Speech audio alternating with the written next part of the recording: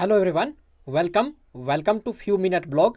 साथियों, अगर आपने भी एनएसटीआई कानपुर में एडमिशन करा लिया है और आप इस चीज़ को सोच कर के बहुत परेशान हैं कि मुझे हॉस्टल मिलेगा या नहीं, हॉस्टल किसको मिलता है किसको नहीं मिलता है, मतलब एनएसटीआई कानपुर में हॉस्टल मिलने का नियम क्या है, तो आज के इस वीडियो में मैं आपको पूरा बताने जा रहा हूँ, डिटेल में बताने जा रहा हूँ कि एनएसटीआई कानपुर में जो हॉस्टल मिलता है इसके लिए रूल क्या क्या है, किसको हॉस्टल मिलता है किसको नहीं मिलता है।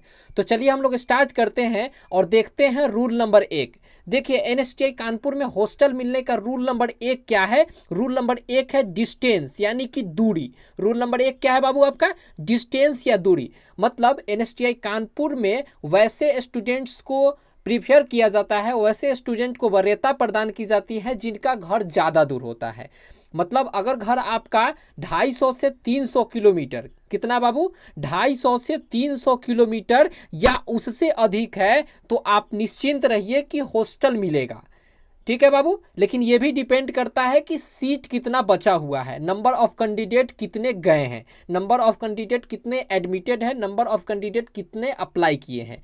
सो ये मान के चलिए कि अगर आपका घर जो है 250 से 300 किलोमीटर या उससे अधिक है, यदि आप गर्ल्स हैं यदि आप बॉयज़ हैं तो भी आपको हॉस्टल मिल जाएगा। नियम नंबर 2 पे हम लोग बढ़ते हैं कि हॉस्टल किसको मिलता है। नियम नंबर 2 है रिजर्वेशन। भाई जानते हैं रिजर्वेशन सब जगह पे लागू होता है, तो रिजर्वेशन आपको एनएसटीआई कानपुर के हॉस्टल में भी देखने को मिलेगा। मतलब यदि आप एसी एसटी कैंडिडेट है, यदि आप क्या है एसी एसटी कैंडिडेट है, पीडब्ल्यू कैंडिडेट है, यहाँ ध्यान दीजिएगा पीडब्ल्यू वालों दे रहा हूँ। पीडब्ल्यू कैंडिडेट कौन सा कैंडिडेट?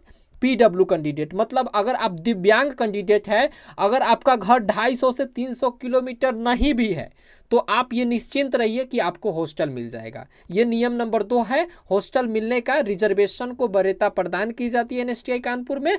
मतलब एससी एसटी कैंडिडेट, दिव्यांग कैंडिडेट को हॉस्टल की प्राथमिकता दी जाती है। चलिए नियम नंबर 3 पे चलते हैं। नियम नंबर 3 आपका है कि यदि आप फीमेल कैंडिडेट है, कैसी कैंडिडेट है? फीमेल कैंडिडेट है, बालिका उम्मीदवार है तो आपको हॉस्टल मिलेगा। यदि आप बालिका उम्मीदवार है यानी कि फीमेल कैंडिडेट है तो आपको हॉस्टल का चांसेस बहुत ज़्यादा होता है, क्योंकि एनएसटीआई कानपुर में ना ये समझा जाता है कि महिलाएं कहाँ रहेंगी, लड़कियां कहाँ रहेंगी, बाहर कहाँ भटकेंगी। उससे बढ़िया है कि हम इसको कैंपस के अंदर एक अच्छा सा जगह प्रोवाइड करते हैं जिससे कि ये कैंपस के अंदर हमारे गार्ड के निगरानी में रहेंगे, हमारी निगरानी में रहेंगी, इनको कोई दिक्कत नहीं होगा।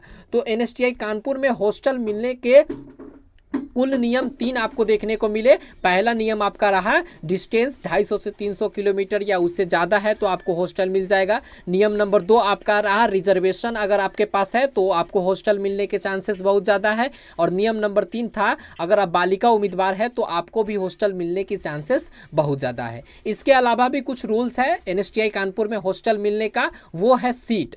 जैसा कि आपको मैंने शुरू में ही बताया कि नंबर ऑफ कैंडिडेट कितने अप्लाई करते हैं उसको भी ध्यान रख के हॉस्टल दिया जाता है। ठीक है बाबू, तो चलिए इस वीडियो में इतना ही। मिलेंगे एक और बेहतरीन वीडियो में जिसमें मैं आपको बताऊंगा कि हॉस्टल जो मिलता है उस हॉस्टल में एक रूम में कितने लड़कों को रखा जाता है, हॉस्टल से बाहर आने जाने का रूल क्या है, रेगुलेशंस क्या है, टाइमिंग क्या है। तो इस वीडियो में इतना ही। मिलेंगे इसी तरीके के एक और बेहतरीन वीडियो के साथ। Thanks for watching.